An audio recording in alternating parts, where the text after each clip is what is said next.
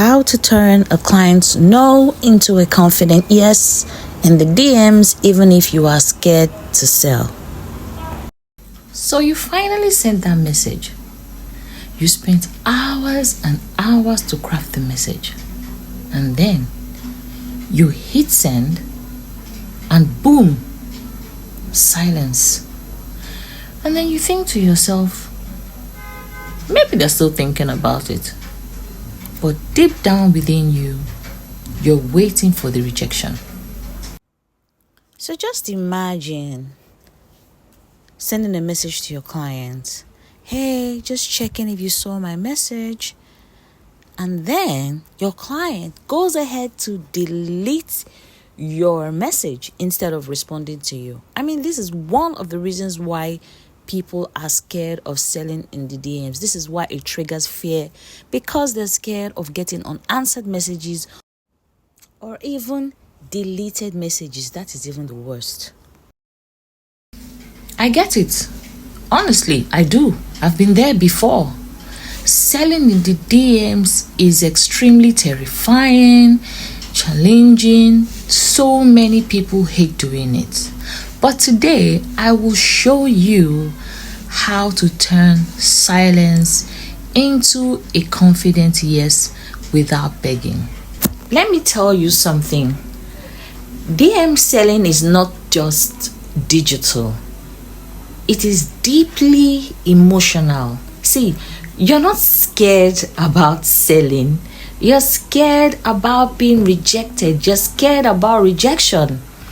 You don't want to come off sounding desperate. You don't want to sound like one of those kind of people.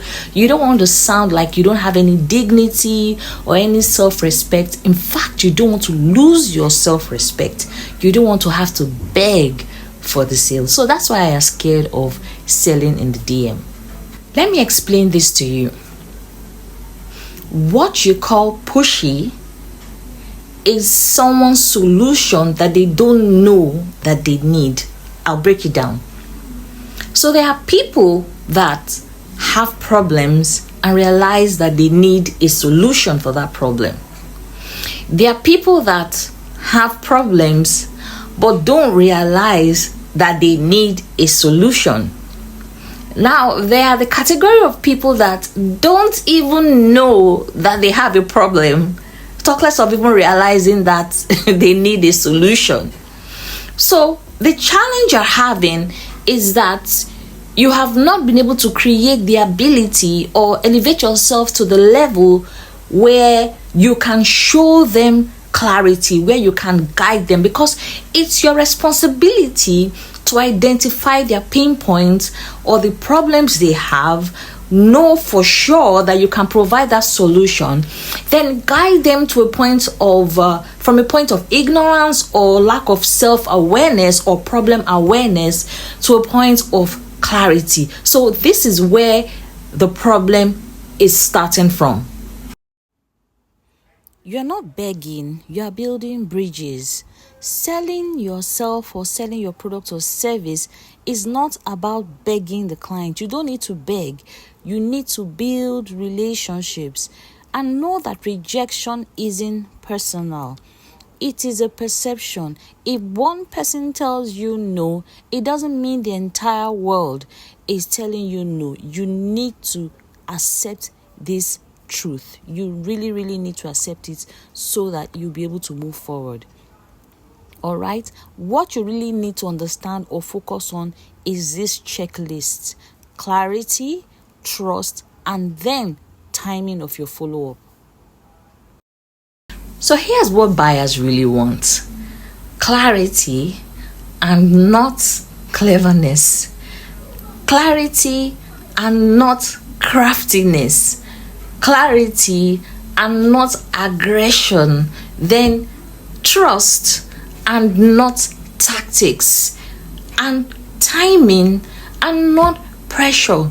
You need to know when to follow up and how to follow up and the right time to follow up, which requires a lot of patience. You can't meet a client today and want to close the deal that same day. You need to give them time, because there is a process. Individuals, human beings, are different. We trust differently. Some people within 7 days they trust you, some within a month they trust you, some transactions take years before you gain that level of trust before they buy.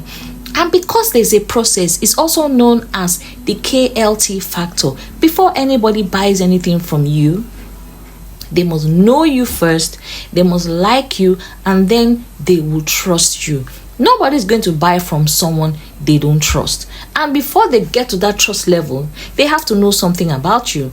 Then after knowing something about you, they have to like what they know about you before they trust you. So they're not going to skip knowing to trust. They have to like you in between. Knowing you doesn't necessarily mean they like you. Someone can know you and not like you. So they have to know you, they have to like you, and they have to trust you. That's what we call the KLT factor. And then you have to have loads of patience. See, if you're too aggressive, you're going to be sending wrong vibes to the buyers. You're going to be smelling desperate, and desperate doesn't help. Desperate doesn't close the deals. Desperate doesn't get you the sale. So those tactics don't work. All those aggression and everything. It is your job to help your buyers see themselves winning with your offer. See, people don't buy things from you because you're beautiful, or because you're handsome, or because you're a relative or a very good friend. They buy from you because of the value they perceive that you can offer. They buy from you because of the solution they think you can provide to their problem. So this means that whatever story you are telling them has to align with the offer you've promised them. It has to align with the problem you claim that you can solve. It has to align with the solutions that you promise with your offer, your products or your services, or whatever it is you're promising to give them. So this is one of the very, very important reasons why people will eventually buy from you. Your story has to align with your offer.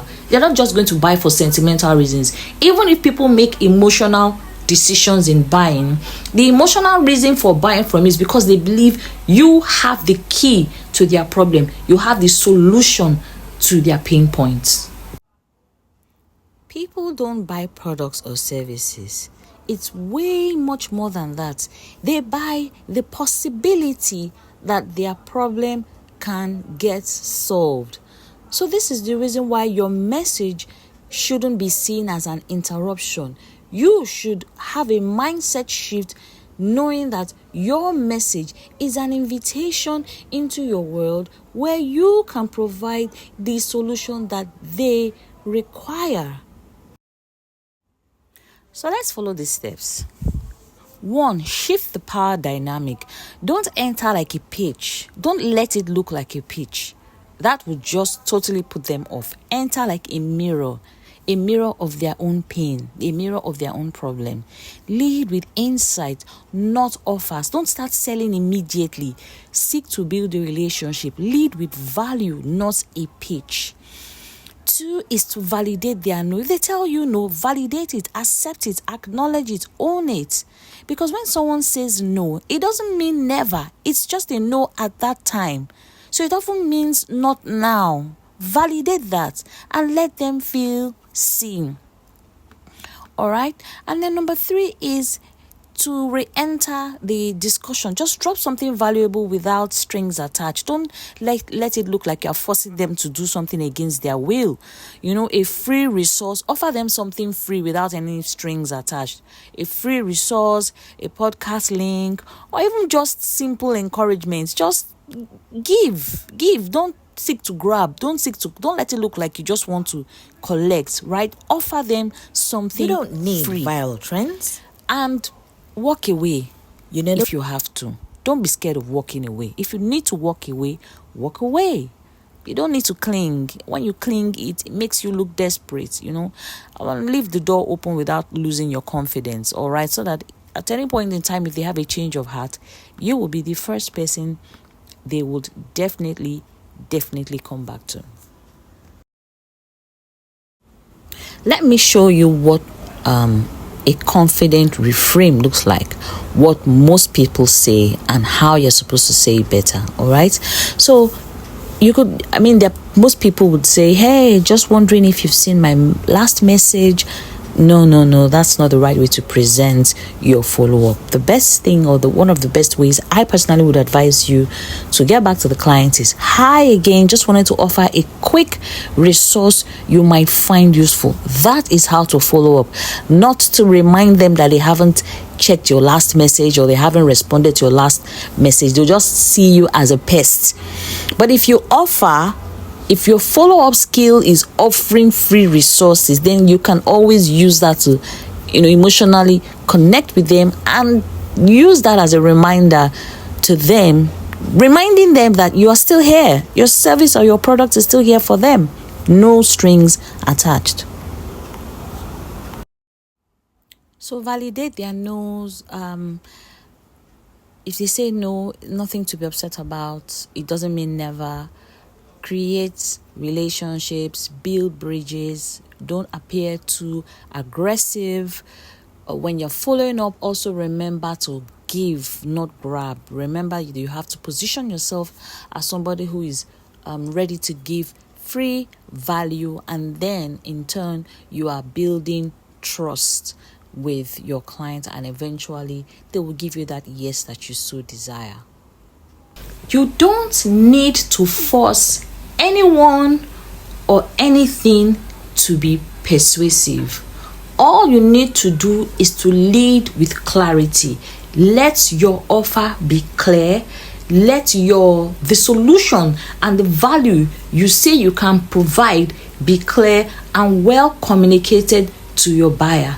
That's what you need. You don't need to be over persuasive. It's not in the amount of pressure you apply that can convince people to eventually buy from you. And please make peace with hearing a no. A no is not the final answer. Sometimes you can hear a no and then later it changes to a yes. All you need to do is to be clear about your offer, clear about the solution you can provide. Then let the message, the story you give the client, do its work. Then apply timing and patience and a high dose of emotional intelligence. If this helped you to have a shift in your mindset today, drop confidence in the comment section, and I'm working on something, a free template to help all those who need it. It's coming very, very soon. Don't forget to like, subscribe, and share with someone who is about to give up. Your words, is enough to change everything. There's so many people out there that are having challenges following up with their clients, having problems on how to understand and communicate their value using storytelling and other sales strategy to their clients. So please, like I said, don't forget to like, subscribe, and share with somebody who really needs this information, and help them to change their life and give them a chance to encourage them not to quit.